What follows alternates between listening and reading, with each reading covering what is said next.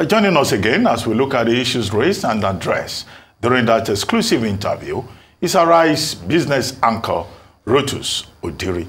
Well, Rotus Hello Odiri. again. Yeah, it's good to have you back. Well, very quickly, we've listened to the CBN governor from IMTO to reforms, to relocation of departments of the CBN, to things that he wants to do, how to stabilize, the Naira, how to stabilize the Forex exchange market, and then also issues about people making claims, balances, 7 billion in terms of federal government liabilities. He says it's not up to that. Most of the people making claims, about 2.4 billion, has been found to be fraudulent. The question is, what is anybody doing about those fraudulent claims? He talked about intervention, CBN intervention, and he says no, CBN is not going to go in that direction under his watch. He's not saying intervention is a bad thing, but he thinks that enough thought should go into it, and that he would rather concentrate on the core function of the central bank. Some veiled criticism there of past practices, but I'm a bit concerned about what he had to say about IMTOs and the implications of that for remittances, payments, in Nigeria, and how people are making remittances and people need to send money out. Fintechs are not in that space. Banks are not in that space, according to the CBN. And then you have this new regulation, which is a complete pivot from what the situation was. But, okay, this is your subject area. What stands out for you in that conversation? What do you think was omitted that the CBN governor should have addressed? Because there are certain things, I didn't hear him saying a lot about inflation and how to manage inflation, or the Monetary Policy Committee and, the future direction. Yeah. Well, look, Gokto, this was an interview that was all about signaling to the international community that Nigeria is serious about stabilizing its foreign exchange market, and the moves that have been made, those flurry of circulars that we saw, is a signal to say that, listen, we are serious about trying to stabilize the market, and you can, bring in these funds. So I thought the interview was well set up in that regard, and the CBN governor articulated his points. What was missing, like you said, on the inflation matter, because when Boson asked him, what can we expect from the next MPC meeting? What's going to happen? He didn't really give us a strong answer as to what to expect. Look, compare that with Jerome Powell, where Powell was told journalists directly that, listen, there will be practically no rate cuts at the next meeting that's going to happen in March. So the market expects that Nigeria will continue to hike rates. If you look at where inflation is right now. And then when he was quoting IMF forecasts, the CBN has its own statistics department. I was hoping he would quote what the CBN is expecting in terms of its own inflation forecast. The 2024 budget, 21.4% is what we're looking at. We're well over 28. Food inflation is at 33.9. So, and another thing that was pretty interesting, when he spoke to the Chartered Institute of Bankers of Nigeria back in November, he came out and said, listen, we have a revenue issue with oil production and so on and so forth. I mean, he did mention the NNPC and how the CBN is going to be an extra pair of eyes on revenue flows from oil and so on and so forth. So that was pretty encouraging. But I was hoping he would have spent a little more time on inflation and how to address it, and whether or not monetary policy is working, because we do know that there are other fiscal issues.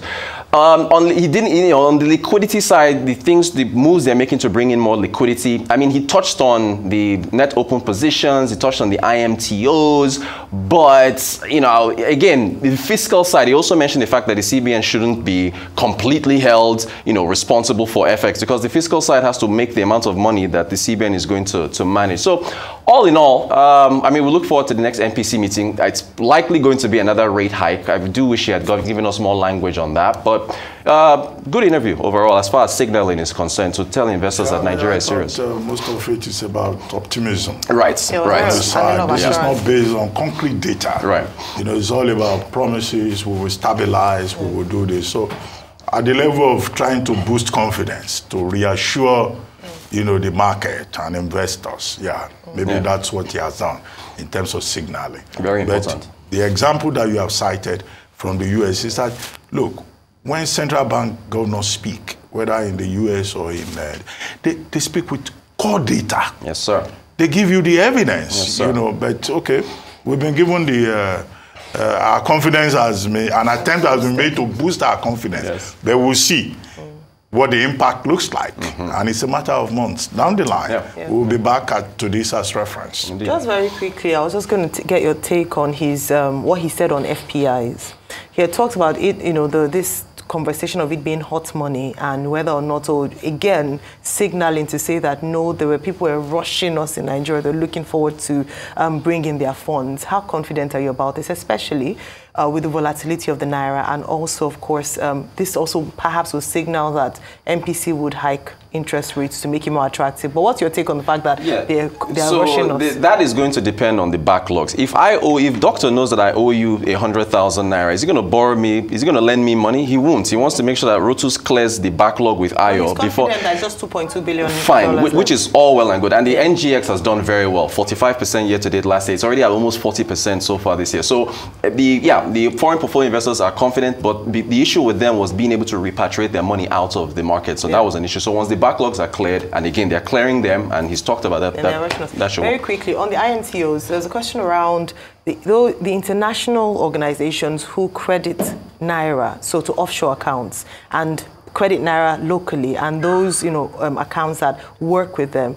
There have been talks around regulating that area, because if we keep talking about that, we will still not get the value. So how do we? He didn't touch on regulation of that. IMTO is a good one, but in terms of that aspect of... So, I mean, why have you seen IMTOs disincentivize in terms of flows coming in? It's because of that cap, that minus 2.5 plus 2.5 cap around the rate at which if your uncle or your auntie sends you money from America, they are limited as to what it is that you would convert that as. So the move to get IMTOs to say, hey, look, if your aunt or uncle sends you money from the UK or the US, quotes the weight you want, is supposed to, get that away from all those offshore accounts and then get that into the official fund flows for Nigeria. They release guidelines as to money transfer services about deposits, or rather minimum capital share of about $1 million, right? That's right. And then an application refundable fee, they say, of 10 million, and all kinds of guidelines about what you are required to bring. Well, the fear is that this could discourage people within that space. What the CBN before now tried to do was to open it up to encourage people, but then of course, the claim out there is that there are many arbitrary things that the CBN before Cardoso did, and that he is trying to take the CBN back to orthodox practice. But I'm saying, who is going to be sanctioned for those for that tradition of arbitrariness that he seems to be talking about? But they just mention it. This is how we will do it. We are taking things back to the right way. Okay, the people that did the wrong things, where are they? Because they were directors in the same central bank, manning specific departments, responsible for the distortions that Cardoso talks about.